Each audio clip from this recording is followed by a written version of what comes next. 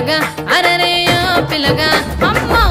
పిల్లగా వెంకటేశు చూడకపోతుంటవో కానకపోతుంటవో నా పిల్లగా వెంకటేశు చూడకపోతుంటవో కానకపోతుంటవో